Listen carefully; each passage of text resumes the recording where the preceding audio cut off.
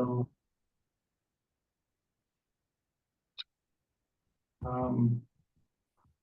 Steve and Nancy will not be, they wouldn't be here. Yes, Naomi. It's right size now. So I guess the first order of business is approving the minutes from our last meeting, which was held a couple of weeks early in December to avoid holiday conflicts.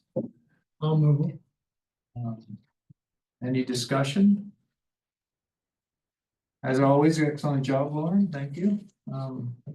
Second, all in favor of approving the minutes as submitted by Lauren last month, say aye or thumbs up or. So it's unanimous. And Naomi gets to vote because you don't have. Hi. Hi, Naomi. Hi there. Um.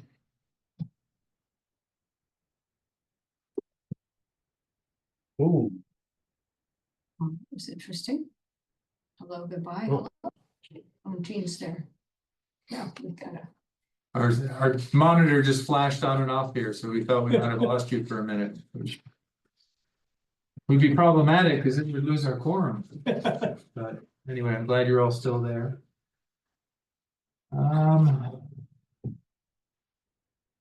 So the first order of business, Jason or someone sent an email from the town board last month about the Finger Lakes Land Trust acquiring an easement on the property on Pinckney Road. We had discussed encouraging the town to maybe purchase that property several years ago when it was up for sale and it was unclear, and it was a long time ago because Yeah, it was quite a while ago. and some of the board members at the time, walked the property and there were some massive oaks there, but red oaks about the size of the stable, huge. There was a neat site right on the creek there.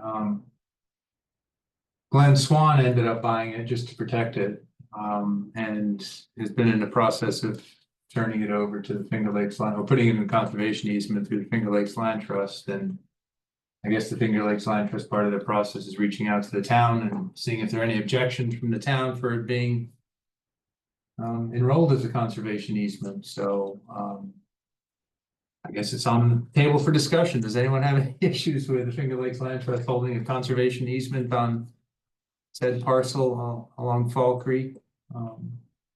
I think that's better than the town trying to buy it, really. Agreed. I think that's a better alternative. Yeah, because they have full-time management staff and Yeah, and conservation. the way I read that, it said it would remain on the tax roll. Mhm.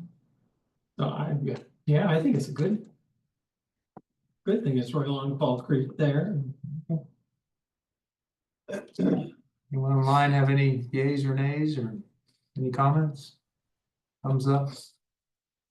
Nobody's opposed to Finger Lakes Land Trust doing another land grab in the town of Dryden? Insidious land grabbers. Strike that. Well, I will email the town board and let them know that the conservation board is, I guess we have to make it more formal, right? So all in favor of supporting the enrollment of The town board supporting the Establishment establishment of an easement, conservation easement on the parcel in question on Pinckney Road. We can insert a parcel number in there maybe. I'm in favor. All in favor? Unanimous. Did Thank you. anyone want to move it first? Well, I moved it. and- I second it. Okay. Yeah. It was seconded. Inserting a second. All in favor? We have to vote again. Stickler here. If I'm allowed to vote, I'm voting yes, so, Well, but I yeah. don't know if I'm allowed to, so. No, but I appreciate the support. Frank. Oh, I guess I skipped right over minutes from other boards or announcements from other boards. And Steve sent an email saying that he wasn't going to be here and that they met and they had an organizational meeting and talking about unique natural areas and or something else in there. Yeah, trying straighten the boundaries up so that everybody knew what boundaries were on the unique natural areas. Yeah, they've been working on that now for a couple of years, haven't they? Working on some of those boundaries. Yeah. Not paying much attention. Did you send an email, Craig? I just sent the email saying that the ag committee didn't meet, Alright, and I had been to the DRYC. right, and I put you on the agenda. Yeah. For that, so we'll get to that in a little bit. Let's see. Spring, any report from the town board that's pertinent? So the main thing that I think is, I don't know if it's necessarily a topic for this board, but I feel like I should make sure everyone is aware that the board did not offer a contract to the Etna Fire Department for 2025. And is a really, really hard thing to not do. But there's just a lot of information out there about their frequency of actually responding to incidents. And the other fire departments have really been actually doing the work. And to put $250,000 in there, into their program where the work is really getting picked up by the other departments. So I just want to share that with you guys. It's, for me, it's kind of heart-wrenching because I really respect what all the volunteers are doing, and they're doing the best that they can, but that program's really just really struggling. So if you hear people talking about it, I just want to make sure you all are aware of that. I know there's been some press releases in the news and things like that. So if there's anything you guys have questions about for me on that, I'm happy to share. And speaking for myself, not on behalf of the whole board, but I believe strongly believe we are doing the right thing for the community as a whole. So This is back that's spring is, so I guess I didn't realize that the town was subsidizing the volunteer fire departments. Is that just to help cover costs of rent, or how does that work, or how did it work? no. So the volunteer fire departments, there are 4 of them. They are the way it works in New York State, there's a couple different models. The model that we've had in our region is that we basically hire the fire departments. They're their own not-for-profit 401c3 organizations to provide service to our community. So that is a taxpayer-funded service. Dryden has 4 fire departments. We are a large percentage of all of the fire support in the county. As far as other areas, we are incredibly well served. And no one is going to lose service at all with this change. I have personally poured through every call, log, note to understand, because I take this very, very seriously. So, but no, I mean, they do fundraisers and things like that, but and like Varna's been very aggressive about getting grant money and things like that. But the fire departments it's the largest town expense, is fire departments. Okay. Will that money get reallocated to other fire departments, or does that just go back into the general fund? So the 2025 budget had been passed with X amount of dollars set aside for firefighting. The contract was not renewed for Aetna, so we are taking time to assess how best that money should be utilized. The other 3 departments all have needs, and we need to take a look and really understand where the needs are and what really the long-term vision needs to be. The question people are going to start asking is what happens to all of the assets that Aetna has that were purchased with taxpayer funds. And that is really something that is not up to the town. The State Attorney General's office will, my understanding is, engage on that topic, because those trucks and that property, if the Etna Fire Department ends up closing, would need to be reallocated elsewhere into the town's firefighting operations. So it's a little complex, and I don't want to say the wrong Sure. thing because they haven't gotten it all done, but you may hear some people concerned about that, and I want to make sure all of you know that no one is losing service. There's no reduction in service.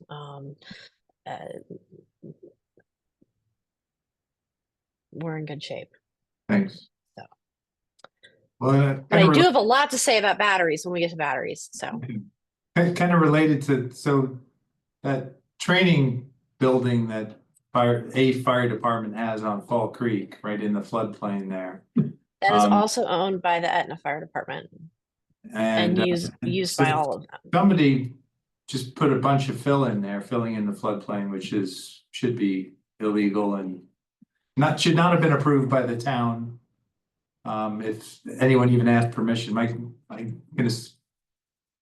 have no idea how it got there, but it's there. And I so will ask about that. There's been a number of things happening with the Etna Fire Department properties. This is the first one I've heard that's environmentally related, so. but I guess I would bring move that to and your encourage attention. the town board or whoever makes these decisions to seriously consider just taking that whole facility out of the floodplain. It has no business being there. Taking all that fill back out and kind of restoring it to what it should be, which is, and you just have to go downstream and upstream to see what it should be. Yeah, so right now that property belongs to the Etna Fire Department as a private not-for-profit organization. So, but yeah, they should not be doing those things without, we all know, right? But that is really good input, and I'll bring that to discussion, that if and when the town absorbs that property, we need to really assess how it's used. So it'll be great to have the input from this committee when the time comes there. Well, thanks for that update. And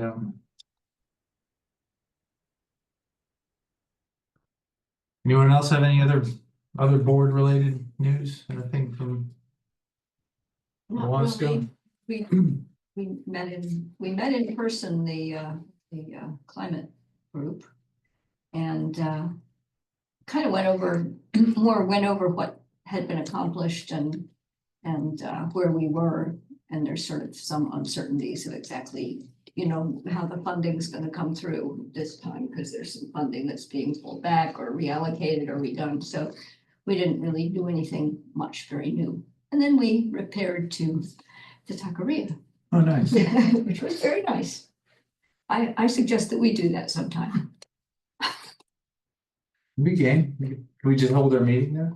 Well, we've got a nice back room. We could Okay. Good, There are actually. no public meeting laws that have to be open to the public, I mean, which is fine. But Yeah, but I mean, Tuesday nights are not. everyone would have to show up in person though. No Zoom to the Taqueria. That's right, that's right.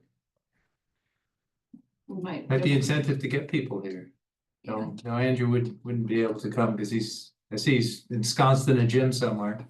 Lansing, where are you? Lynn Lansing, Man, damn kids in there swimming. You've been through this, I know. many years sitting in that pool, sitting in the same bleachers. They even recognized it. I'll go Lions.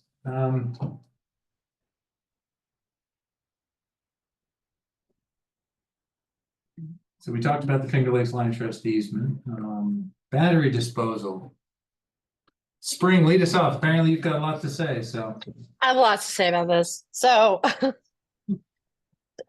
first off, I have not been part of the other committee discussions on battery disposal, but I've spent many years of my life talking about battery disposal. I've done research on battery disposal.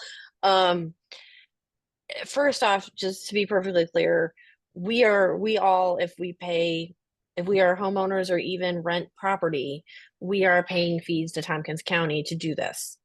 So the county is getting funding to provide us the service.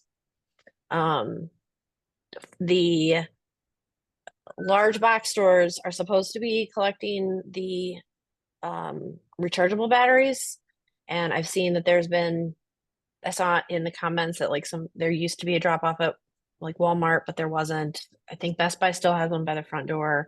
But this is something that I think the county has, I think it even has a map of where these things can be dropped off. I'm just going to give you high points. Alkaline batteries are in the waste industry a real I've seen arguments saying that it's worse to recycle them because of the process of smelting them down and what gets released into the atmosphere versus other research that says it's still better than using virgin materials. But there's a lot of back and forth around what's better. But they're extremely difficult to recycle because of how few places do that. So as you'll see for Tompkins County, if you're a resident, they tell you to just throw alkalines away. The recycling that is legally required in New York State for batteries is the rechargeable ones. So there's all a big challenge around that. The logistics of collecting them. So I know there was comments about reaching out to Cornell and seeing if Cornell could be a drop spot. For the record, I tried. As the person who used to manage the recycling program, I tried to create a public drop-off location for electronics and some other things. But the Cornell's, because it has hospitals, it has medical waste, it has research labs, we fall into a different category, and we legally cannot accept hazardous waste from the public. So we do Cornell, not we, Cornell does do electronic scrap collection drives and things periodically, but batteries and light bulbs we legally can't do. If the town was to try to do this, even if the county was to pay for it, just people need to know, going eyes wide in, it takes a lot of time and labor because you have to wrap every single battery because they will light on fire if you don't. So, and then there's a lot of rules like, if you have a little bin, it has to have all these labels and then it has to be dated. You can't have the bin be out there more than a year. So there are these mail-in programs that are really good. Call to Recycle has an amazing program. And that's free because the funds come from the industry waste responsibility laws. So basically, these big manufacturers pay Call to Recycle, for example, to provide the service. And they send you the box, they send you all these little baggies, there's never enough. But all you have to do is write the date in and all the information on how to keep it legal is there.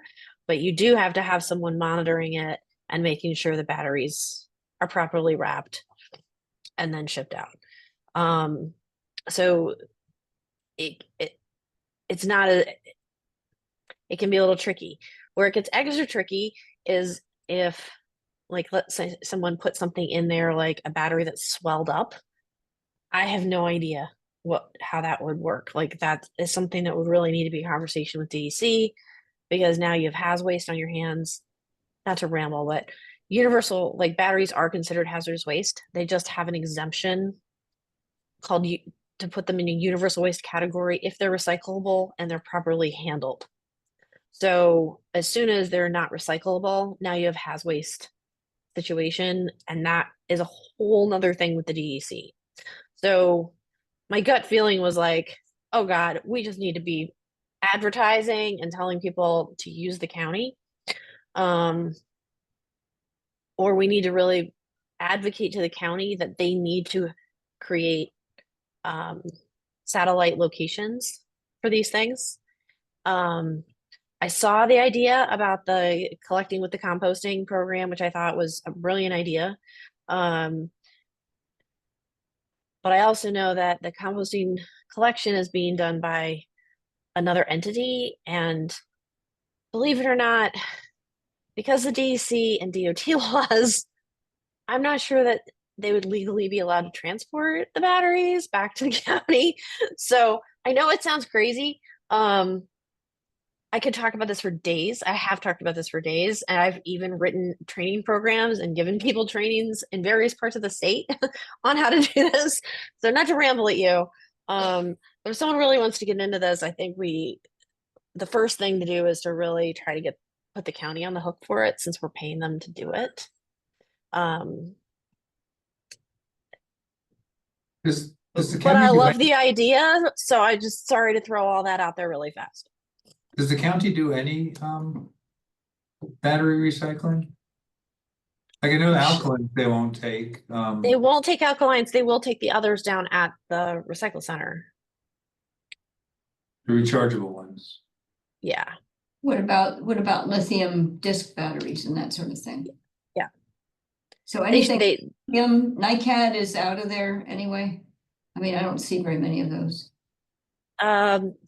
it's funny, there's more of them out there that you just, especially they look like disposables, but they're there.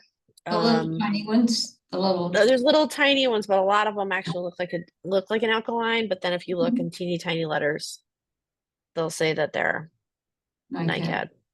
Huh. So, so there's a lot we could do. The other thing is there's interest, I think, in expanding and getting a reuse, Finger Lakes reuse, maybe expanding into Dryden. I've heard that talked about. If that happened, I get excited and think, well, maybe because I know they have county programs, maybe they could also be a satellite drop-off location. But it does take a lot of care and feeding to make sure. I've lost sleep up at night about batteries. So and light bulbs for residents and small businesses, they tell you to throw them away. But at Cornell, we collect and recycle every single light bulb. And So which yeah, is- LEDs, what are LEDs like at this point? I mean, I have no idea what their components are like. I know that the compact fluorescents needed to be collected. right. So the laws haven't caught up. So the laws have not caught up with the LED at this point. So where for large quantity generators like Cornell, so like I was looking at the numbers earlier today. So like in like 2016, 2017, Cornell was generating about 32 tons a year of light bulbs that were being sent for recycling. That's a lot, just so you know. Last year was 4 tons because we've switched to LEDs. So the lights don't go bad as fast. So we send all of them in for recycling, and then the LEDs are treated more as electronics, capturing the plastics and the metals. But they're not hazardous. They're not considered hazardous material the way that compact fluorescents are, because they have the mercury in them. So not to worry. There's no amount of mercury in these things that would cause anybody any damage in your home. But in theory, I guess if you took 32 tons of them and you put them in one bucket, it crosses the threshold. Sure. So the way the DEC does it is like your entire volume per year. So, sorry to ramble at you. I could do this I warned you, I think. Appreciate the information. I know that the Tompkins County Recycling Center does not take compact fluorescents anymore. You have to do it No, they only do on not. hazardous disposable days, or you can take them in on a hazard disposal day, whenever that is. Right. You but it can take them on sounds like- hazard disposal day, but otherwise they tell you just to throw them away. It's not there. Which doesn't make They're- any sense to me. It doesn't make any sense to me. If it's 20, like 20 years ago, I had a thermostat with a mercury switch in it, and I called the DEC and said, "What do I do with this?" They said, "Put it in the garbage." I said, "No, I won't." But anyway, so it sounds like It's very painful because the laws for residential houses are very different than the laws for large businesses. But the amount that's generated in if you collect all the houses together matters. Sure. But So it sounds like the mercury is county has a pretty good handle on battery recycling, except for alkaline. The alkaline seems to be the one thing that. and that's national. So Cornell has a contract with a company in Massachusetts that takes the alkaline batteries. They do offer a mail-in program the same way that Call to Recycle offers a mail-in program. Neither one are cheap. They don't require every alkaline battery to be individually wrapped, but when you collect batteries, you do need to sort them into, like, are these alkalines, are these lithiums? You know, it's not a bad thing if you have, I don't know, a student intern that can spend 10 hours a week. By the way, we don't have student interns do it, but it's time consuming to sort and search every battery and wrap them. If Call to The Recycle has a free program, why can't we just recommend to residents that they go through Call to Recycle and just do it themselves? I mean, I didn't know about it. Well, they send you a Right. box so that you can have like a central drop-off place. Oh, so So it's not for individuals, it's for. no, it's for Groups or like business. And it seems for like that businesses. at the Looking composting, for a caucus meeting? Not you guys, is it? No, No, all right. Okay, thank you. I don't know. So this would be a thing for the county. So one is that it's not county staff that are doing the composting. They're hiring Cuga Compost to do it. The other thing is that it gets very weird. I don't want to say it gets weird. So the DEC laws and the DOT laws around batteries don't necessarily jive well. And so, like, and I don't mean to use Cornell as an example, but for example, Cornell recycling program cannot go get the batteries at Arno Forest in Newfield and bring them to campus to send out because it crosses an invisible DOT line, and we are not placarded for hazardous waste transport Makes on sense. state roads.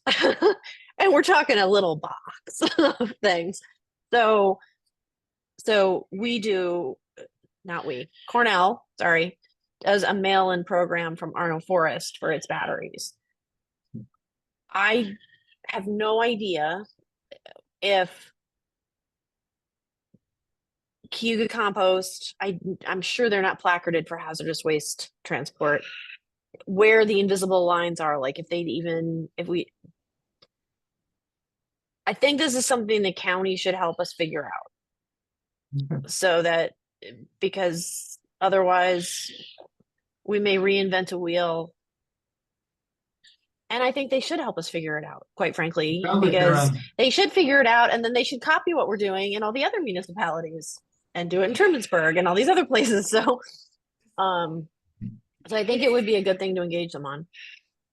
It just seemed like, yeah, from that email thread was just like, yes, there is a need for things in the county that people can't get to, even though this is a little different from what's available down on Route 13 at the recycling center. And I like that idea a lot of Dryden having these hubs for all kinds of things. I know I've just been doing TerraCycle as mentioned. I've been doing TerraCycle at the school for a long, long time. And like, we're technically listed as a drop spot. And so I Yep. wonder if, and you were saying, Spring, there's so many rules with the batteries, but like, But so the school is not a large quantity hazardous waste generator. So the problem is that there's things that Cornell can't do yes, because of its hospital and its medical waste and all these other things that other places can do. Like TC3 could probably do it, or the high schools could do it. And that's where it's like, or I wonder if there was Yeah. even a possibility to do the call to recycle box at like the town hall or something. I don't know how easy that would be, but I just like that idea that there is a spot that people know to come to. And it needs obviously very clear labeling, and it needs to be communicated out like in the newsletter. But I think people would really be receptive to that because they have been with the compost stations. I don't want to say the wrong thing and offer up somebody's administrative time doing all the wrapping Yes. without, so that's kind of a bigger question for the town board. Like, do we have people that have time to do that? Or if it was very specific, like you said, if it was just alkaline or something and they didn't need to be wrapped, like whatever, like if it was a starting place, like there was something, and then it starts there, and then with time maybe it could grow. Yeah, I would just still say the county should be engaged. I agree. Because then they could copy it. And I will tell you that it is amazing the things people put in the battery collection boxes that are not batteries. It's amazing what goes in those little tiny boxes. And then I did have this, I'll show you my one funny story. So I thought, won't it be great? We'll just try it, do a public collection for electronics, no advertising. We'll put up a sign one day during like a football game or I don't know, something.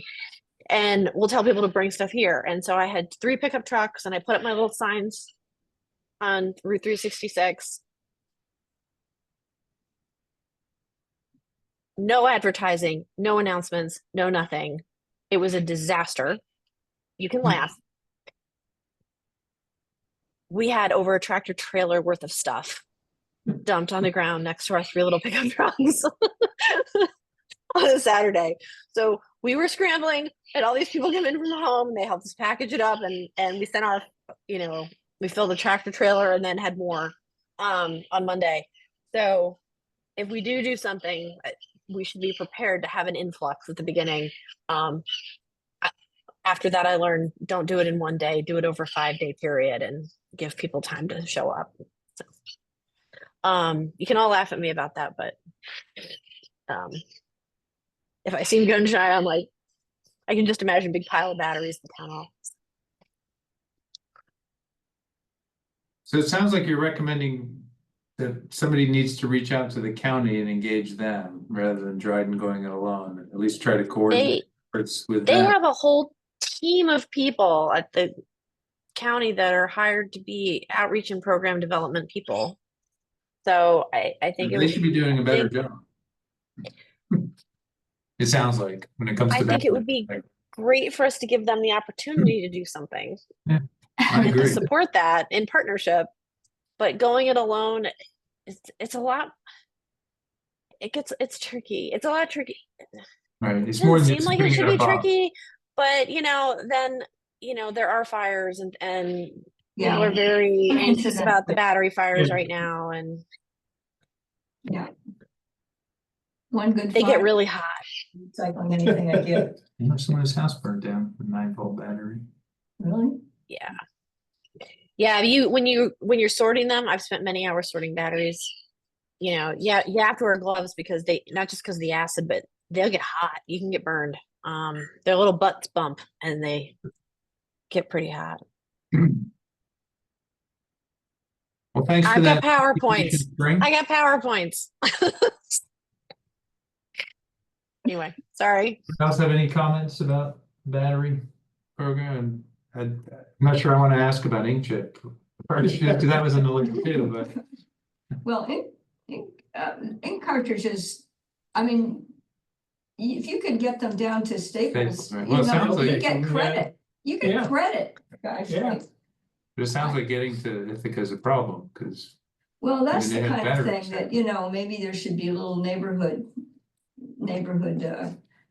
organization around. Yeah, inkjet printers are weird, are an interesting one. If you're talking about the little ones, There's the big ones and the laser, The- you get lots of Toner, credit yeah. for, and then the little ones you get a little credit for. yeah, some places like the Cornell store, I don't know if they're still doing it. They actually would refill them for you.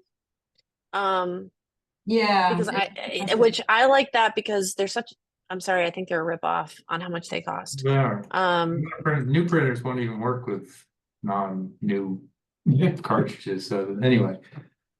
I had a guy once come in during the recycling e-scrap event with like 6 printers, and we're like, what? And he goes, oh, I get them on sale because it's cheaper than buying the ink. It And I'm is. like, this is not a sustainable activity to just keep buying whole giant things because The printer industry is not sustainable in most ways. They're just a come on and it, you know, to put those cartridges in when I have printed nothing almost costs another $64 just to Yeah. get them. yeah, Yeah. yeah. I only printed half a dozen pieces of paper. Now, inkjet, we Yeah, have to look into yeah. that. Inkjet printers are, That's like there's no regulations there. It's a box if you can get somebody to take them, but I could ask, I know a guy, I can ask around about that. there are some of them that you can get envelopes, I think, and send them away. I don't know, you know, what they do with them. What does People it- buy the unused ones, like, but not the little ones. That's usually more the industry ones, so. I'll see what I can find out about that. That's something Polar Recycle probably does. Would be the inkjet printer boxes. I know Staples does, and there are a lot of, office supply stores that do, and you can mail them back. Just about any place that sells them, you don't Yeah. have to have bought them there or anything, just take them there. Most things can be recycled. It's just, the user has to put in some effort to find out where it can be recycled. And it looks like people are looking, as much for convenience as anything else. And, Yeah. at some point, The and it's good for us to encourage people to recycle, but, if there are outlets available to them now, how much more do we need to do? We're not gonna start going to people's houses and collecting recyclables and so. the main thing is there's a couple things. One is that after the green fence happened with China, there's so much stuff that we used to recycle that wasn't actually getting properly processed. And I don't know if anybody saw the news this morning, but there's a bunch of funding that our new There's no funding, for President- anything good at this president point. it hit the recycling news this morning, that it's going to freeze the building of a lot of recycling plants that people are in the middle of trying to develop. Since we can't send things to China, there's more effort to recycle in the States. And DEI to do any recycling. So yeah, the whole recycling industry this morning went, so, but the more we can encourage people to not generate the waste, Right, you share are. a printer, print at the library. Don't get me started on disposable coffee cups. So It sounds like we have to engage the county, get their outreach folks involved, do some. yeah, I think that'd be the best first step. If the county is unable to support us, then I'd say maybe we take another look at an approach. Well, I don't think the town has staff to do it. It seems like their staff is stretched pretty thin, so it's gonna have to be either a volunteer effort or, but if we're paying the county, I think that makes sense to approach the county. We're all paying the county. It's not taxes, it's fees that you pay alongside of your taxes. But everyone pays into it, so. Thanks again. Sorry to ramble at you. No, it's fine. Appreciate it.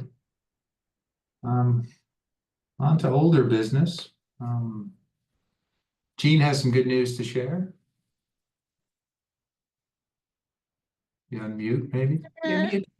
So I did reach out, and after a couple getting passed around a little bit, I got to a local person that can give us permission to plant some trees for Bob at the Nature Conservancy. And the person wrote back to me, said that that's fine and it's something that can be approved. I just have to share what species exactly we're planting and show them on a map where we want to put them. So we should talk about what we want to do now, now that we have permission to do it. So I will be putting in a tree order with Schichtel's Nursery for the city of Ithaca. And so I could probably get a couple trees through that order. Trees, I would recommend getting bare root trees because they're just so much easier to plant. I have planted many B&B trees and it is 100 times more work than a bare root tree.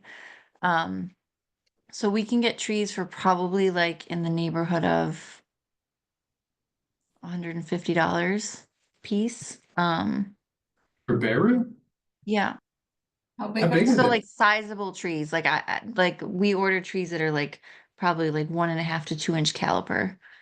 So that's 12 inches from the roots. It's like about 1.5 to 2 inches. So these trees are like 6 feet tall. They're Okay. real trees. They're not going to be little saplings, unless that's the route we want to go. I would recommend trees that size. It'll be heavy deer pressure down there, so, So we'll have to cage them. Yeah. yeah, it'll be caged and, but that'll get around the worst. Just to have them big. Or we could go, the other option maybe could be, we could see if Cornell Botanic Gardens, I know that Todd was very involved. Todd Bittner is very involved with the rail trail and is a big supporter of Bob, and they do grow trees at Botanic Gardens from seed. It's like locally collected seed, so that could be an option.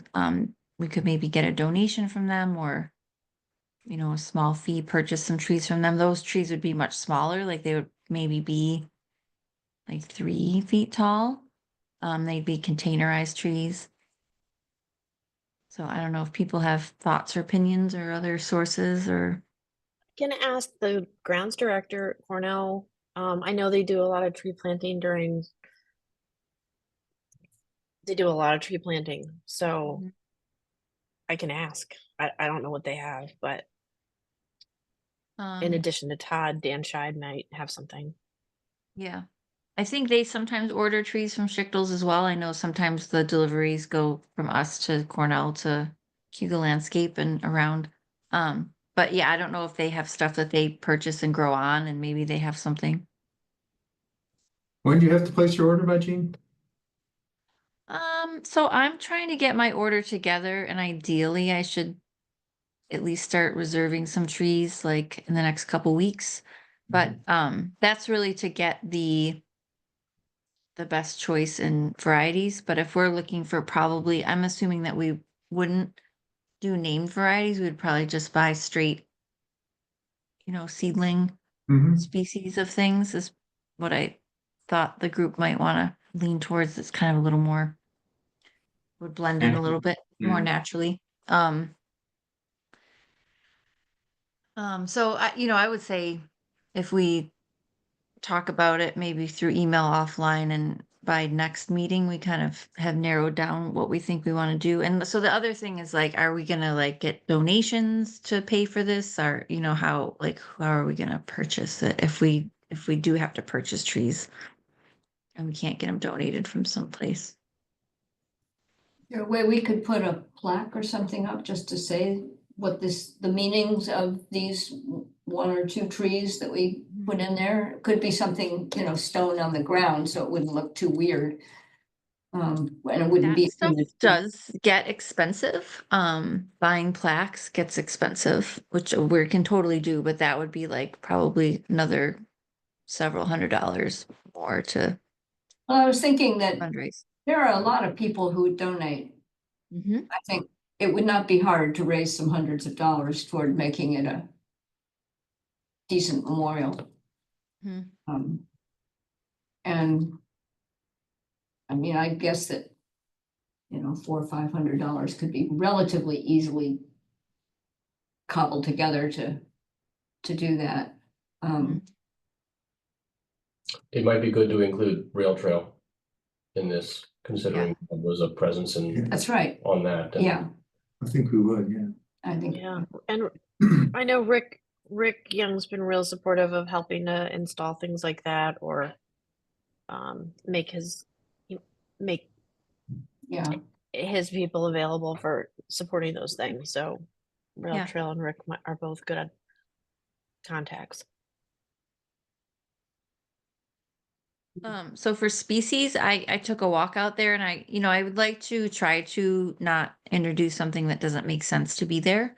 And so kind of predominantly what's in the preserve there are things like sugar maple, silver maple, which I wouldn't recommend planting, red maple, there's yellow birch, there's some lindens, basswoods.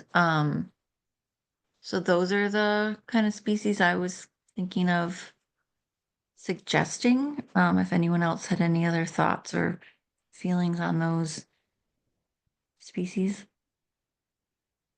not really. It would be nice to have it as a long-lived a tree as species as possible.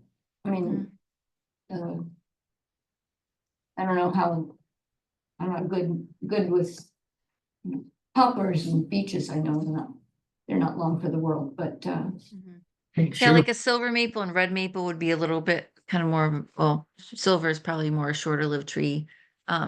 Sugar maples would be longer. Birches are often not terribly long lived trees.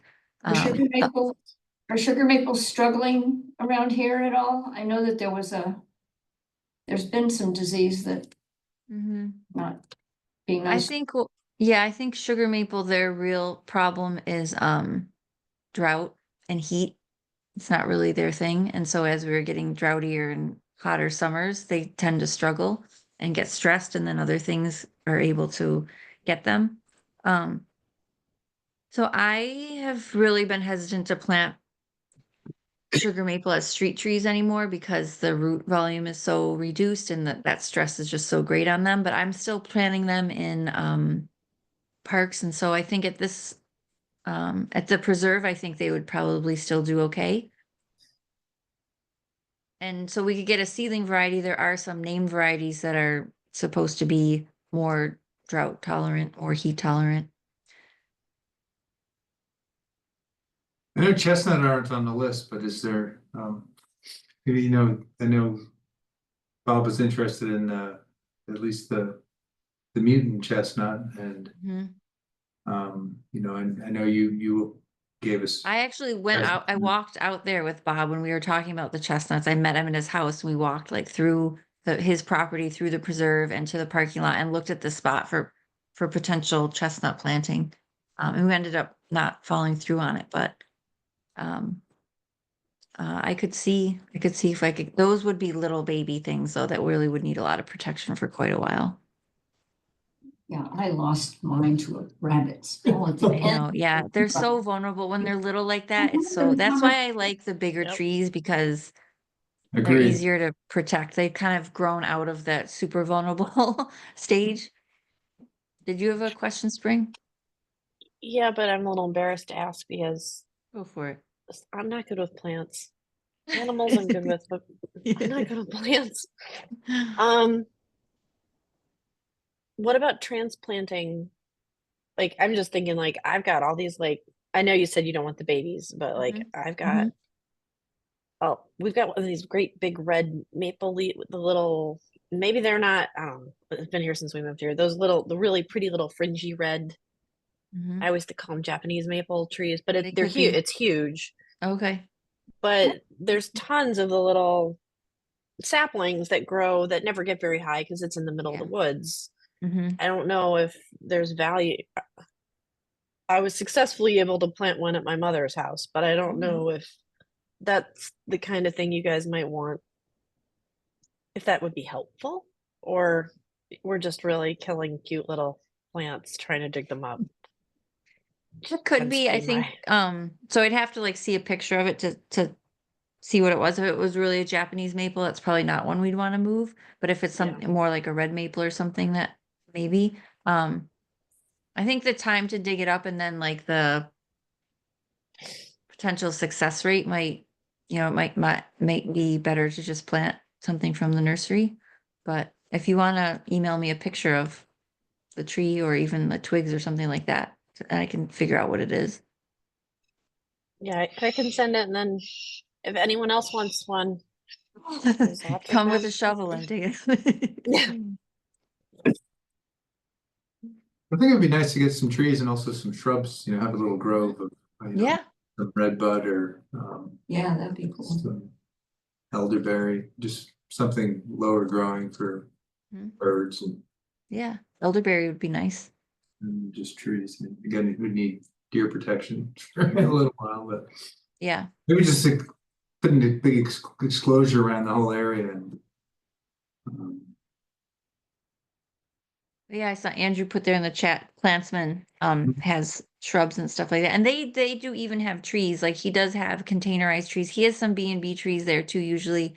But he has containerized trees that are like fairly decent size, so that could be an option too. And they sell like almost exclusively native stuff. They don't, it's not totally native, but he's got a lot of tree options and stuff there too. So I could reach out to Dan, who owns Plantsman, and just kind of unofficially see what he thinks he has in his stock going forward into the spring. And and Dan will Some- also sell kind of, you know, a conservation grade that isn't quite perfect yes, for landscaping. right, and we could kind fine. of prune it up and get it You know, get it just- going straight We've and narrow had some again. yield on plants from him that way, just getting, you know, this conservation grade stuff that I have a It pair functions, from but them it- and it's crazy.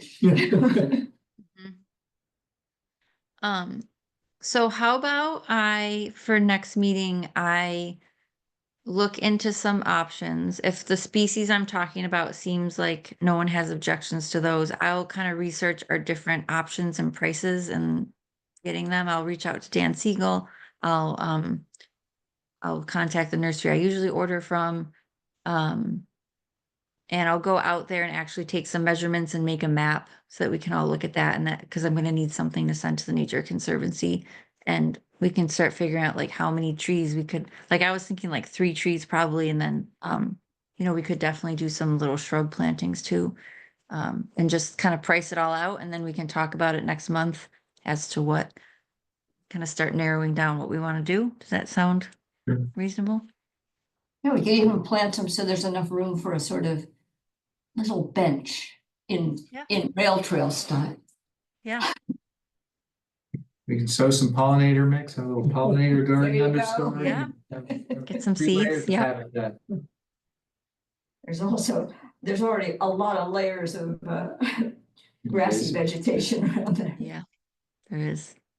Well, I appreciate you following up with Nature Conservancy and getting some path forward, so Yeah. look forward All to right.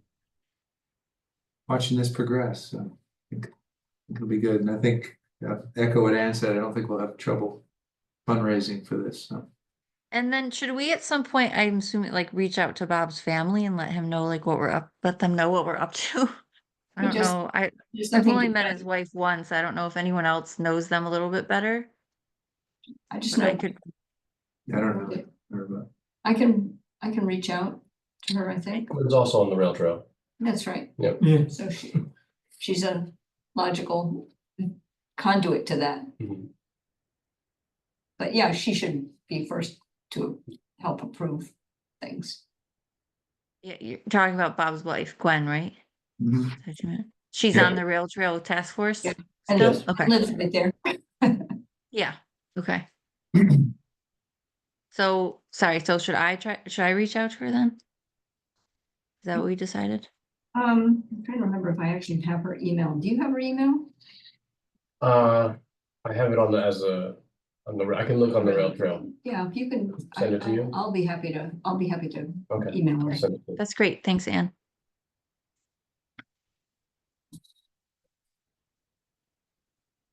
Thanks again, Gene. Mhm. You're up, Craig. all right, ERYC met last week and it was the kickoff meeting for designing some kind of proposal by CHA. And They're the consultants. yeah, that's a consultant. Only for the 7 acres that's available out there. They told CHA not to worry about the access road. to any of the other land. That wasn't their problem at this point. Okay.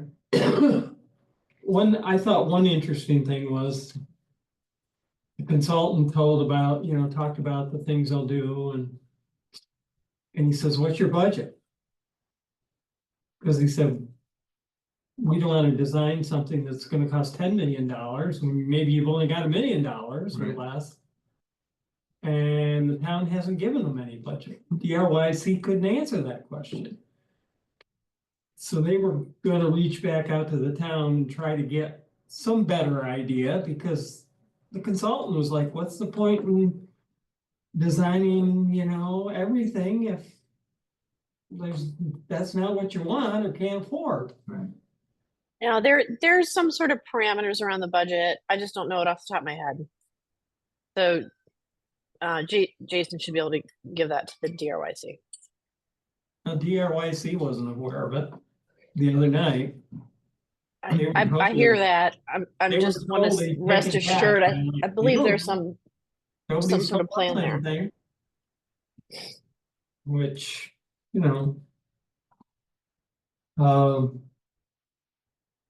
but by next month, they're supposed to come up with 2 or 3 designs of, that DRYC can look at and say, yes, we like this, or no, we don't like this.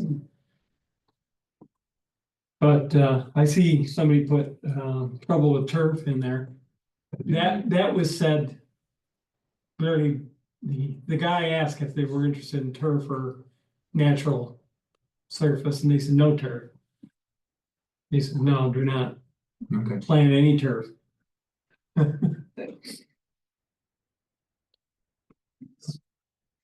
A problem whose Yeah, head is only just rising up out of the ground. they told them natural surface. Okay. So it's moving ahead in that respect, that they're supposed to come up with some plans by next month.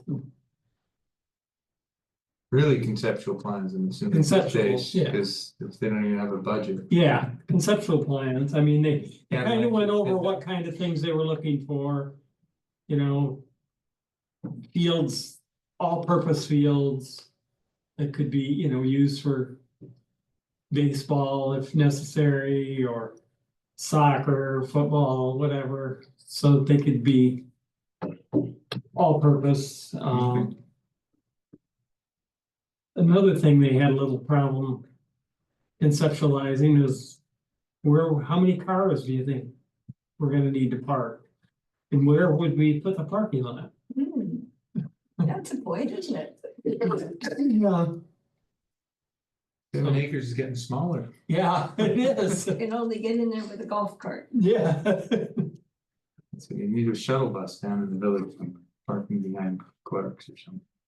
That lot next to Clerks. No parking. Well, they talked about the possibility of down on the school property by that first building that's out by this road, around that maybe, and then having to be, but they'd have to be shuttled up, Right. use that. There were still a lot of unanswered questions, but they were gonna work with what they had. Sure. And, they did go through, we need bathroom facilities there, some type, and they said they would like a building with a large enough room for like educational things. Enclosed building, so they were gonna see what they could come up with. Education. Yeah, Recreation workshops. possibly, Okay, yeah, things like that. nice. Well, thanks for that update, Craig. No, I was quite surprised when I got the email, because I hadn't heard anything from them in a long time, and all of a sudden this email came through and said, you're invited. Good, you were supposed to have been invited as the So I liaison. guess I better go. Yeah. appreciate you doing And, that. and I did say, they wanted to know if there was anything more that the Conservation Board was concerned about. And I said, the biggest thing the Conservation Board is concerned about is put in the wetlands. Not affecting the wetlands. Yeah. exactly. And they said, yes, we know. So where those cars are, they have to, we're gonna think about the drainage of the stuff that the cars are sitting on. And he did bring that up. He said, we'll have to have a stormwater plan to, I'm in Dryden. to mitigate any runoff from anything. Yep, And there was the questions about who would maintain these fields. As he said, even though they're natural grass, they're still gonna have to be mowed and fertilized from time to time to keep the, rolled if they're gonna have Yeah. any sort of games on them, yeah. they'll compact them and. So I guess they were gonna go back and ask Rick if he was willing to do that or not, or if they were gonna have to look somewhere else. It's close enough this show. Yeah, They'd have to buy a mower or two. Assuming he doesn't have riding mowers. oh, it's got a riding horse. Oh, they've got 2 zero turns that they're down on the trail with all the time. Okay. John Deere zero turns. There you go. Are there other rec fields that they maintain now? Or this would be the first rec field they maintain? This would be the first. Yeah, it's different. It's different than just mowing grass in parks and Yeah. long trails. Yeah, You have to treat it differently. You have to mow it more frequently. And like you said, you have to like roll it, you have to stripe it. oh That's yeah. a lot. That's hours of work. Maybe Yeah. TC3 could run a special course on golf course management. Turf management. Get some Be the interns. practice fields. It would be a whole, I mean, it would be definitely more staff. It's probably not something they could just consume with their current staff, I wouldn't think. Yeah, they'd have to have somebody assigned to it. And if you have Do it all the bathrooms, you gotta time. clean them. Don't get me started about Yeah. parks and bathrooms, and I could tell you so many horror stories.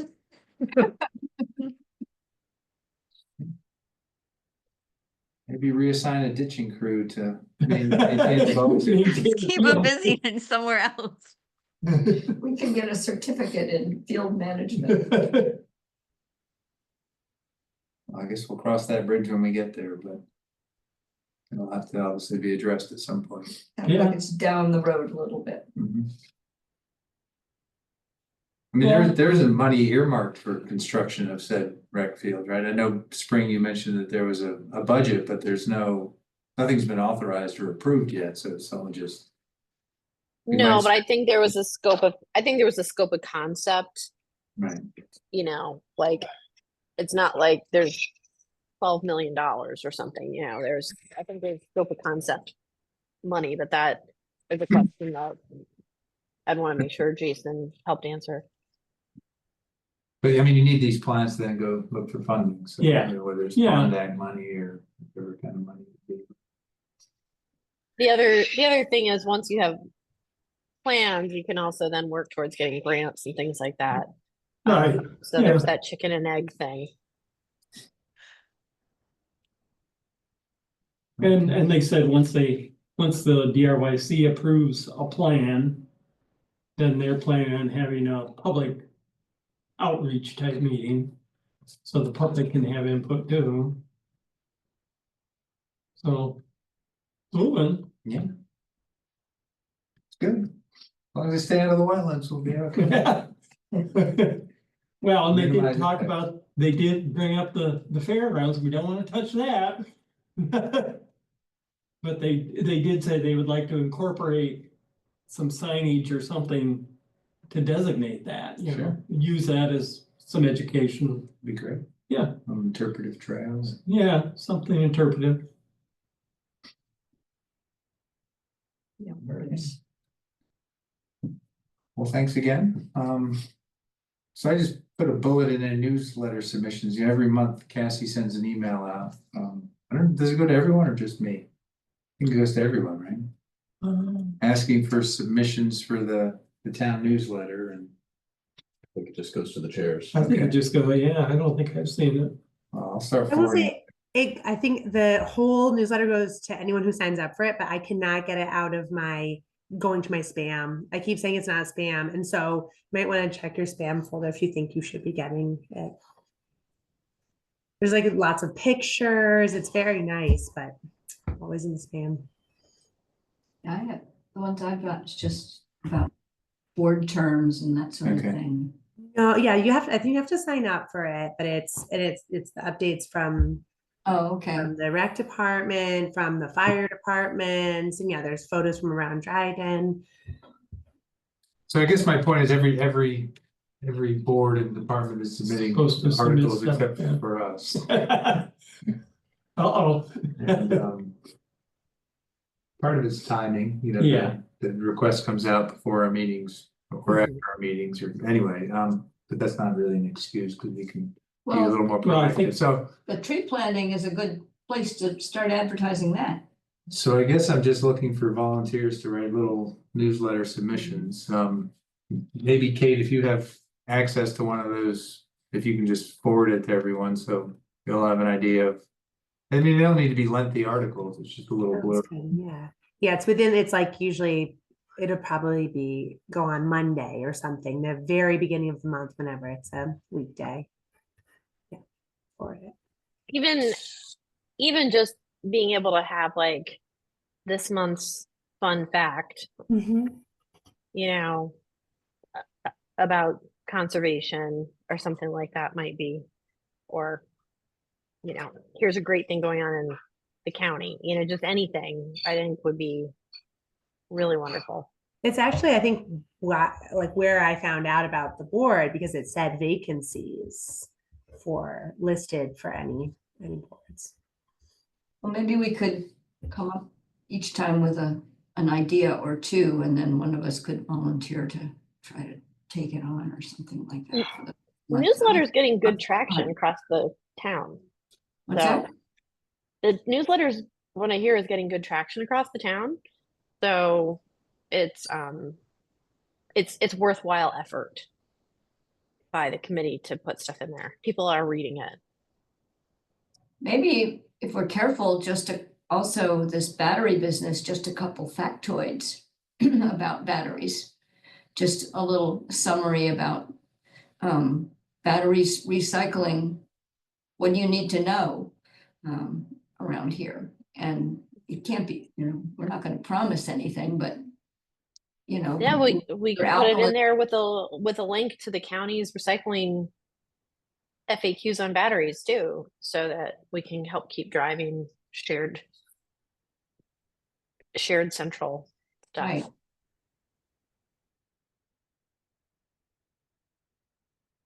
I don't want to volunteer right now. I'm absolutely swamped. So so I guess the only question, Volunteer. how are these articles vetted? So, you know, we submit something, then who reviews it for content and fact, and or is it just up to the author to make sure that I it's? think it's up to the author mainly, isn't it? Yeah, this is a pretty simple, like, hey, people send stuff in and it goes into this fun newsletter that goes out. I don't think there's a huge amount of vetting unless somebody notices something seems terribly odd. I guess if you're gonna recommend something or make sure that it's true or Yeah, I correct, or mean, the information if you're I were gonna providing. write the battery one, I would write a 3-liner and I would pass it right to Spring. Check this. Anyway, but I guess just be aware of the fact that there won't be any kind of fact checking. So if you do submit something, make sure that you're, Be very careful. I mean, I think we could you get the use information. right. each other too. I mean, just if somebody's needed to write something, we should circulate it among all of us so we can catch at least I it's was more. just gonna say, I would be interested in being a part of that, but I also would like to send an email out to the group and be like, hey, this is what I'm thinking for the 3 things to submit. What do you think? Everyone can comment and review, and then we can go off of that and have it as a little group fact checked. I think that's safe, Mhm. pretty safe. The other thing with newsletters like this is you can often like preload. So, you know, if you guys wanted, it's like we could spend 15 minutes at next month's meeting and identify like 5 things, and then we've got at least 5 months worth of something to send. So that it's in the bank, and then if there's timely stuff, we can throw it in, but if we don't have time that month, there's something already in the bank to send. And I like that idea of certain things seasonally. Like right now, we're like, there's like batteries might be a good thing to do, but you know, in fall, something about leaving your leaves or things like that, just like a little blurb. And if there's something even more pressing, like the tree planting, then yeah, fill that in as well. But like the whole conversation about the batteries really showed that like people are thinking about things and would be receptive to more information.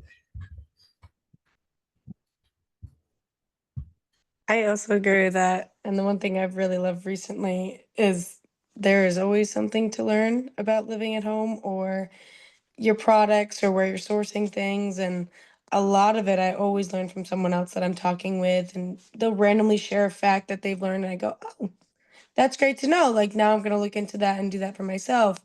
So I feel like that would be a great little spot that like the conservation board could put out small things of like, here's a gardening Zoom thing that you could join in February. Join in if you want. And then here's also a fun little fact about where you can donate native seeds and also pick up some native seeds for your garden. Like stuff like that, I think would be really great because even if they only read 1 or 2 of the articles, it's still a fun little fact that I think will sit with people. Or if we're gonna be planting trees, maybe we could just have a 3-liner on, you know, trees that could be planted in spring and the difference between bare root and putting in something else. And last line, remember that deer love your trees around here, you're gonna protect them. I mean, I think that would be, you know, that would be a reasonable thing, because a lot of people we are the conservation board, we are supposed to be promoting natural vegetation and that sort of thing. And, you know, we might have a couple, I mean, there's the Plantsman and a couple, you know, any places that have native plants. I think that's something, I get asked that all the time. Like, where Native can I- plants is really good to encourage because a lot of people don't even know that you're supposed to have native plants or encourage the growth around your area. Yeah, I could foresee like the conservation boards, like, you know, corner and then be like, you know, here's something to do and make it a favorite on your, I said the wrong thing, conservation board. You know, here's your native, you know, here's a native plants reference document. It's worth making this a favorite. You know, this isn't a one-time read. Like, keep this handy all year round. 9 months of the year.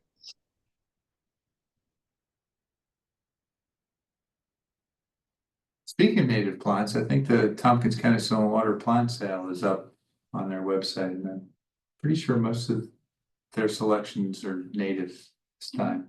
Okay, No honeysuckle and Russian olive and other crazy things. You'll look there, you can get some plants for relatively cheap.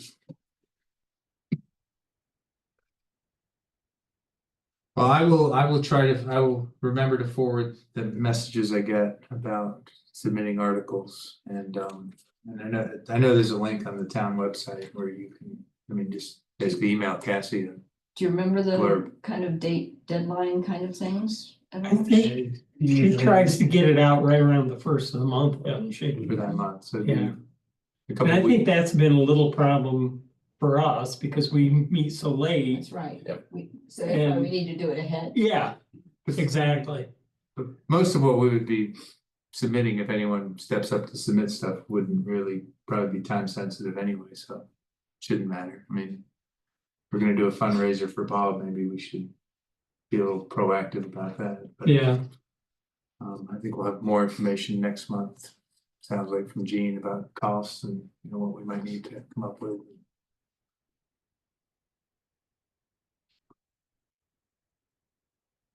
Yeah, you might want to get that in by the 1st of March, or the 1st of March or something like that, maybe if we can Mhm. just do a little announcement.